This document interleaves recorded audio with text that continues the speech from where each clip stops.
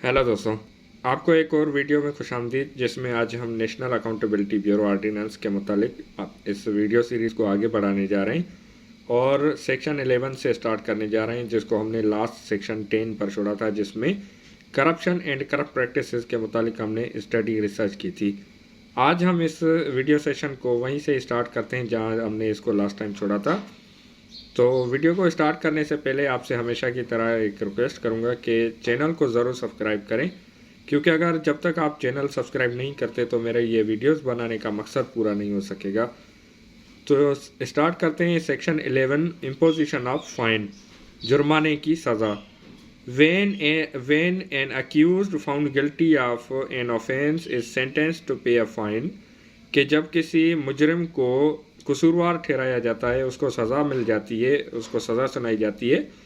और उसको जुर्माने की सज़ा भी लगती है। The amount of the fine, के जो जुर्माने की सज़ा है, जो जुर्माने की रकम होगी,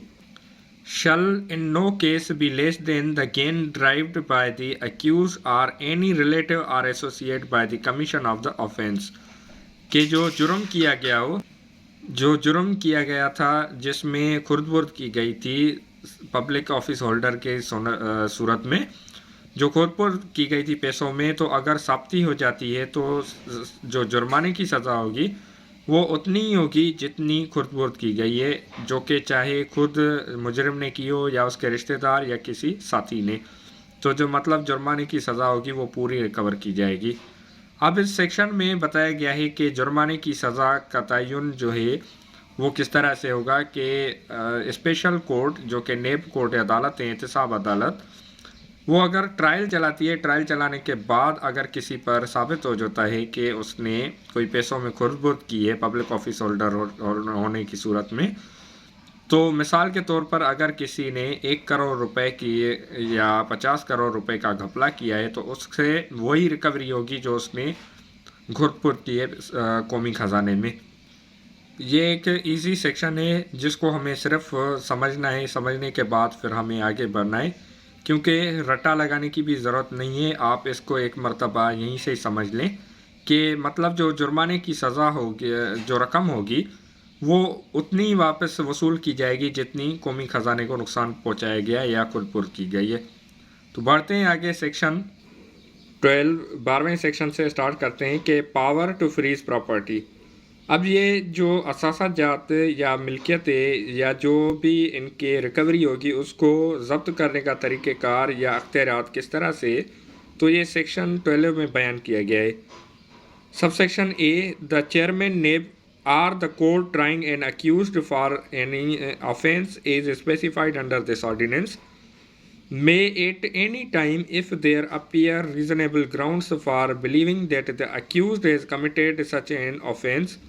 order the freezing of his property or party thereof, whether in his possession or in the possession of any relative, associate or person on his behalf। के चेयरमैन नेब या एहतसाब अदालत जो कि मुकदमा चला रही है मुजरिम के ख़िलाफ़, तो उस सूरत में जो सज़ा होती है या फिर मुकदमे के दरमियान किसी भी वक्त कि अगर ये खदशा मौजूद होता है कि मुजरिम ने जुर्म किया है, तो उसके असासाजात, उसकी मिल्कियत को ज़ब्त करने का अख्तियार चेयरमैन नेब या एहतसाब अदालत को होगा कि वो उसमें आर्डर करेगा कि जो असासाजात हैं वो ज़ब्त किए जाएं, चाहे वो उसके अपने हो या उसके रिश्तेदार या साथी की जानिब से खुर्द-बुर्द की गई है कौमी ख़जाने में। तो यहाँ पर हमें समझने की ज़रूरत ये है कि मतलब चेयरमैन नेब और एहतसाब अदालत दोनों का अख्तियार है कि वो अगर फ्रीज़ करना चाहें, असासाजात ज़ब्त करना चाहें तो बिल्कुल कर सकते हैं। यहाँ पर मैं अफसोस के साथ एक बात करना चाह रहा हूँ कि हमारे यहाँ पाकिस्तान में अब तक के जो नेब मुकदमात में सज़ा वगैरह हुई है, चाहे वो किसी के ख़िलाफ़ भी हो, किसी ब्यूरोक्रेट या फिर किसी सियासतदान या कोई भी हो पार्लियामेंटेरियन, तो अब तक के जो भी मुकदमात सुनाए गए हैं जिनमें सज़ाएँ हुई हैं, वो इसी तरह से ही वापस हो रहे हैं, जैसे वापस मतलब मुकदमात ख़त्म हो रहे हैं, जैसे मानो कि कोई जुर्म हुआ ही नहीं, कोई कौमी ख़जाने में खुर्द-बुर्द हुई ही नहीं। یہ بڑے ہی ایک افسوس کی بات ہے کہ جو مقدمات بنائے گئے تھے ان میں سے مجرمین جن میں مریم نواز یا جو اسحاق ڈار تھے، آصف زرداری تھے یا شوکت ترین تھے یا اس کے علاوہ جن کے میں نام جانتا ہوں یا جن کے نام نہیں بھی جانتا، اور یہاں پر میں بتانا چاہوں کہ میرا مقصد کسی بھی پولیٹیکل سیاسی پارٹی یا کسی شخصیت کو ٹارگٹ کرنا بالکل بھی نہیں ہے، اور چونکہ نیشنل اکاؤنٹیبلٹی بیورو 1999 کے تحت ایک ریسرچ کے طور پر ہم بات کر رہے ہیں، تو ہم نے جو میڈیا یا جو کیسز میں دیکھے ہوئے ہیں، ٹرائل چلے ہیں، تو وہاں پر ان کے مطابق جو مقدمات کی سنائی وغیرہ یا جو بھی ہم نے اب تک کی کیس پروسیڈنگز دیکھی ہیں، ان میں اب تک جب پی ڈی ایم کی حکومت آ چکی ہے، اور جب میں یہ ویڈیو ریکارڈ کر رہا ہوں تو مجھے ابھی پتہ چلا ہے کہ پیٹرول 35 روپے بڑھا دیا گیا ہے، ڈیزل پیٹرولیم پرائسز 35 روپے بڑھائی گئی ہیں۔ تو ہمارے یہاں جو کرپشن ہوئی ہے اس کا ذمہ دار کون ہے؟ اس بات کا ہمیں قومی طور پر، اگر آپ یہ ویڈیو دیکھ رہے ہیں تو میں آپ تک پیغام پہنچانا چاہتا ہوں کہ آپ یہ اپنے آپ سے بھی سوال کریں اور دوسروں سے تک بھی یہ بات پہنچائیں کہ ہمیں بطور قوم ایک کردار ادا کرنا پڑے گا، جس میں جو غریب ایک دہاڑی دار 700-800 روپے کما رہا ہو، اس کو 150 روپے کا وہ آٹا خریدے گا، گھی خریدے گا، اور اس کے علاوہ بجلی کے بل، بچوں کی تعلیم، صحت کے متعلق افورڈ کرنا بہت مشکل ہو پا رہا ہے۔ اس کے پیچھے اسباب صرف اور صرف کرپشن ہے اور مس مینجمنٹ، دیگر ذرائع بھی ہیں، دیگر وجوہات بھی ہیں، جس میں جوڈیشری کی انصاف، مطلب ہمارے عدالتی نظام میں انصاف کی کمی پیشی کی وجہ سے بھی یہ اتنے لمبے ہو رہے ہیں، یا پھر ظلم و زیادتی بڑھ رہی ہے، انصاف کے تقاضوں کا پورا نہ ہونا، اور اس کے علاوہ ملٹری، مطلب جو فوجی ہیں ان کی بیجا مداخلت اور ان کے غلط اختیارات کا استعمال کرنا، جن میں intelligence bureau, MI military intelligence یا ISI کے غلط اختیارات کے استعمال کی وجہ سے بھی لوگوں کو آج یہ تکالیف کا سامنا کرنا پڑ رہا ہے۔ سیاستدانوں کا قوانین میں غیر قانونی ایک تبدیلی کرنا، جس کی وجہ سے جیسے نیب جیسے ادارے کے اختیارات واپس کرنا، ختم کر دینا اور مقدمات ختم کر دینا، جن کو ہم کہہ سکتے ہیں کہ NRO۔ اور یہاں پر میں آپ کو بتاتا چلوں کہ میں قطعی طور پر بھی عمران خان کی حمایت نہیں کرنا چاہتا یا عمران خان کی حمایت نہیں کر رہا، میں صرف اور صرف ظلم کے متعلق بات کرنا چاہتا ہوں جو ہمارے سیاستدانوں، مطلب لیجسلیشن، ایگزیکیوٹیو اتھارٹی اور اس کے علاوہ جوڈیشری نے کیا ہے۔ بہرحال آگے بڑھتے ہیں اور سب سیکشن بی کو ریڈ کرنے کی کوشش کرتے ہیں کہ if the property order to be frozen under subsection 1 یا A is a debt or other movable property, the freezing may be made by seizure or by appointment of receiver or by prohibiting the delivery of such property to accused or anyone on his behalf, or by all or any of such or other methods as the court or the direct chairman NAB as the case may deem fit۔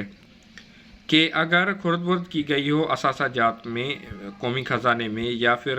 جو جس اثاثے کی ملکیت کی ضبطگی ہونا ہے وہ کوئی قرضے کی رقم ہے تو یا پراپرٹی ہے، تو اس صورت میں سب سیکشن A کے تحت جو طریقہ کار بتایا گیا اس کو سیز کیا جائے گا، یا پھر اپوائنٹمنٹ ہوگی ریسیور کی، یا منتقلی ختم ہو جائے گی، یا پھر جو احتساب عدالت یا چیئرمین نیب طریقہ کار یا تعین کریں اسی کے تحت پھر ضبطگی ہوگی، فریز ہوگی۔ Sub section C if the property order to be frozen is a movable property، کہ جو اموویبل پراپرٹی ہوگی تو اس کے لیے کلیکٹر یا احتساب عدالت کی جانب سے ریونیو کا کوئی ملازم اپوائنٹ کیا جائے گا، یا جو زمین ہوگی تو اس کی دیکھ بھال کے لیے یا اس سے ریکوری کے لیے یا اس کو حوالگی لینے کے لیے ریونیو کو باقاعدہ ایک ڈائریکشن دی جائے گی احتساب عدالت کی جانب سے یا چیئرمین نیب کی جانب سے کہ اس کو حوالے کیا جائے، حوالگی لے لی جائے، قبضہ لیا جائے، ضبط کیا جائے، یا پھر ریسیور اپوائنٹ ہوگا یا اس کی منتقلی منع کی جائے گی، یا جو طریقہ کار چیئرمین نیب یا اس کے علاوہ احتساب عدالت تعین کرے۔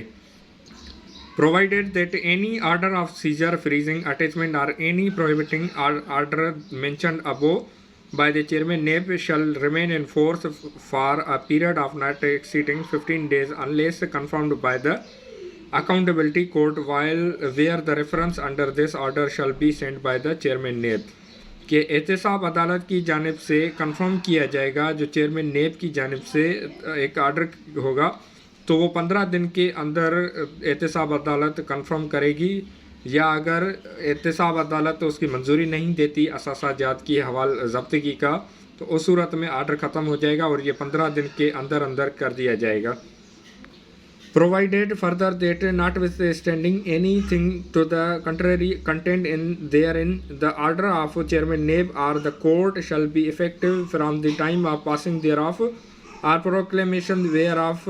a newspaper widely circulated and dispatched at the last known address of the accused, either by registered post AD. مطلب یہاں پر طریقہ کار بتایا گیا ہے کہ اگر ضبطگی کا آرڈر ہوتا ہے، حکم ہو جاتا ہے، تو اس صورت میں چیئرمین نیب یا احتساب عدالت یہ باقاعدہ ایک اشتہار کے ذریعے جو کہ اکیوزڈ ملزم کی ایڈریس ہے وہاں پر پہنچا دیا جائے گا، چاہے اس کے لیے متعدد ذرائع استعمال کرنے پڑیں، جس میں الیکٹرانک پرنٹ میڈیا یا کوریئر سروس یا جو بھی ذرائع ان کے تحت مقدمے میں ضبطگی کی پراپرٹی کا حوالہ دیا جائے گا یا بتایا جائے گا مجرم اور اس کے رشتہ دار یا جو متعلقہ اتھارٹیز ہیں. Subsection D. If the property ordered to be frozen consists of livestock or is a perishable nature, the chairman NAB or the court may, if it deem proper and expedient, order the immediate sale thereof. کہ اگر کوئی جانور یا کوئی ایسی property موجود ہے جس کے خراب یا ضائع ہونے کا خدشہ ہے تو اس صورت میں چیئرمین نیب یا احتساب عدالت اس کا جلد سے جلد سیل بیچنے کا تعین کرے گی یا ایسے اقدامات اٹھائے گی کہ اس کی خراب ہونے کے چانسز کم ہو جائیں. The powers duties and liabilities of receiver if any, کہ اگر کوئی ریسیور مقرر کیا جائے گا تو آرڈر 40 کے تحت جو طریقہ کار دیا گیا ہے CPC میں اسی کے تحت اطلاق ہوگا ریسیور کے اختیارات کا. The order of freezing mentioned in subsection A to E shall remain operative until the final disposal of the case by the court. کہ جب تک عدالت کا فیصلہ نہیں آ جاتا تب تک اثاثہ جات ضبط رہیں گے، چاہے اس صورت میں سزا ہو یا پھر بریت ہو، تو جس میں عدالت کی جانب سے حکم جاری کیا جائے گا یا چیئرمین نیب کو اپیل کر دی جائے گی جس میں متعلقہ بتائی جائیں گی پراپرٹی کی تفصیلات. تو یہ سارا آپ نے دیکھ لیا سیکشن اس طرح سے ہی ہوگا. تو ملتے ہیں آنے والی اگلی ویڈیو میں، تب تک اپنا اور اپنے پیاروں کا بہت سارا خیال رکھیں. پاکستان زندہ باد.